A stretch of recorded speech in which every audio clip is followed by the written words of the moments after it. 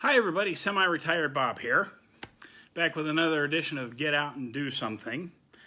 Today I'm going to talk a little bit about having arthritis, recovering from heart surgery and all that other stuff, how to lose weight.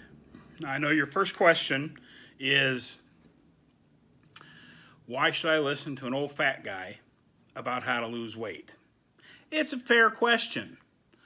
Well, would you be surprised to find out that just 4 short years ago, I weighed 365 pounds. Today I weigh about 270 and it's still slowly going down because this is not a quick fix. There's no magic pill. You didn't get to be the size I am overnight. You're not going to get back down to a smaller person overnight either. And there are quite a few little challenges when you have arthritis, especially if it's, caused by your gout or you're recovering from heart surgery. It's really, really hard to exercise, especially when, your joints hurt. It's hard enough just to walk out to the mailbox and back, let alone actually walk down to the end of the block and back and get some exercise in. It's really, really hard. But the answer to that is over at the YMCA, and I'm going to take you over there and show you my very favorite piece of equipment to use at the YMCA that I use 3 or 4 times a week to work out, and it's worked out really, really well.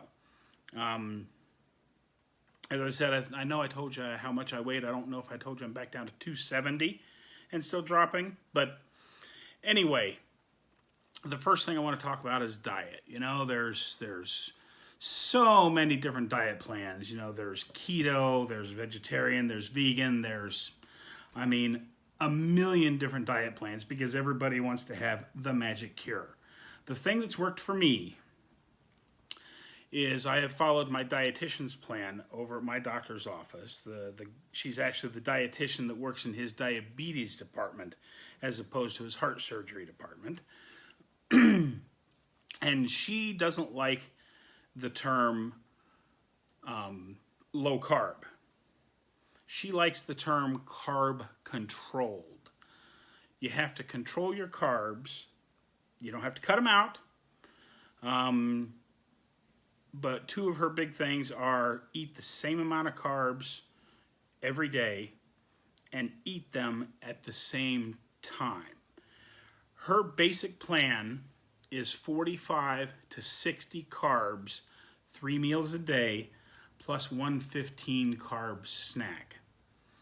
And then you can eat pretty much whatever you want. I am in the process of making myself a great big pot of food in there right now while we talk. And it's basically just some beef chunks and some corn for my carbs and then a great big pile of cabbage. I love cooked cabbage. And cooked cabbage is a really good way to bulk up your meals because I obviously am not a small guy. I've always been a really, really big eater. I love to eat. I love to put away massive amounts of food. But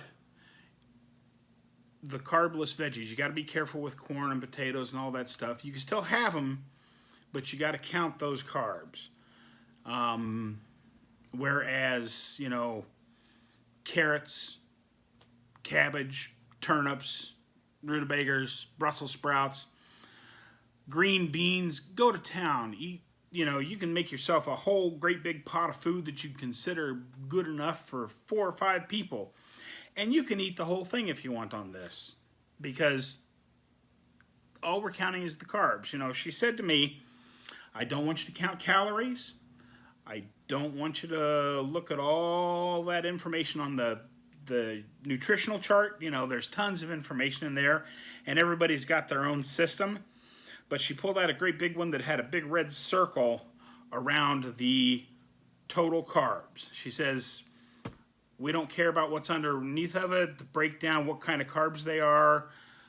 I just want you to count your carbs, have 45 to 60, 3 meals a day, and a 15-carb snack. Now, like with me, when I have breakfast in the morning, I buy a really good whole wheat bread that I make toast out of, and it's only got 23 carbs in it. So I can have 2 full slices of toast with my eggs, or I can have 1 slice of toast, fried eggs, fry them up in butter, and or a little bit of potatoes, or I can have some fruit with it. Yeah, you got to be a little careful with fruit. It's better carbs, so I actually go over that amount quite a bit, but I do it with fruit, you know. A basic 15 carb guideline is one medium apple, 1 small orange, or a half a banana. Bananas is the one thing you want to be really careful with because there's a lot of carbs in bananas. But and eat it at the same time every day. I eat breakfast. When I get up at 4:15 in the morning, have my shower, come upstairs, start my coffee, because I walk out the door at about 10 after 5 to go to work every morning. I have my breakfast at about 4:45 every day. And then when I get home from work about 10:30, I eat my lunch. Then I go out and do whatever I'm going to do to get out and go do something, whether it be, you know, go to the zoo like you've seen in a couple of videos, or today I'm going over to the Y. And then when I get back from the Y, I'll make dinner. And I have dinner about 4 o'clock in the afternoon, and then I'm pretty much done. Just before I go to bed, I'll have a little snack. Sometimes it's half a banana, sometimes it's an apple. A lot of times, I really like pork rinds, and pork rinds are a carb-free snack. So it gives you that crunchy potato chippy kind of feeling, but you're not actually blowing your diet out. But as with anything, make sure you consult your physician before you start any diet or exercise program. And, you know, of course, getting out and walking is very good for you. But now let's head on over to the Y, and I will show you the one piece of equipment that 90 to 95% of you can use. The only thing you have to be careful of is that you can't have any open scars. So if you just had your heart surgery, you need to wait till those heal before you use this piece of machinery. So let's head on over to the Y, and I will show this thing to you. Okay, everybody, remember that great piece of equipment I've been telling you about? We're here at the Southwest Y. Let me get changed into my workout clothes, and I will show you the very best piece of exercise equipment located at the YMCA. Okay, are you ready for this? This is the most amazing piece of equipment here at the Y. I'm going to walk through this door here. And it's a little out in here, but there it is. Their swimming pool. First thing you'll notice, for those of us that have arthritis or any other disabilities that make it hard to climb up and down steps, this pool has 0 entry. See how we just walk out into it? You don't have to climb up and down a ladder to get into this pool. And it just keeps getting deeper the further out you go. As you can see, once you get out into the water, about shoulder depth, it takes all the pressure off of your joints, making it much easier to do exercises, but you don't have to do a lot of hard exercises to get benefits from the pool. I literally just walk back and forth.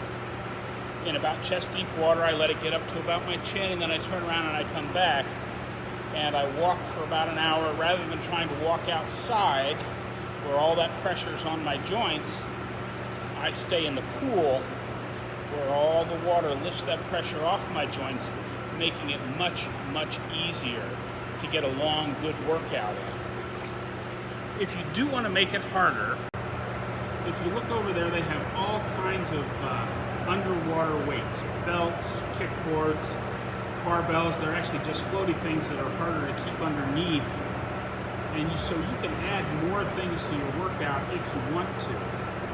but I don't do that. I just walk in the pool.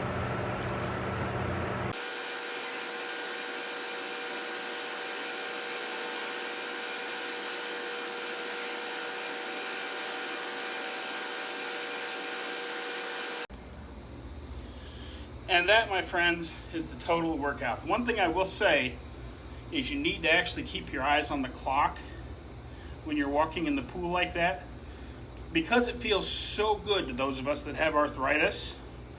It's real easy to overdo it, and you don't want to overdo it, especially if you're just getting started.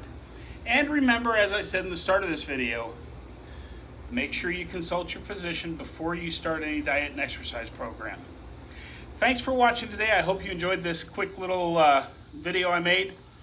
If you do, leave a like and a comment and a share and hit all the little buttons around the screen. It'll be good. Have a great day, everybody. We'll see you next time.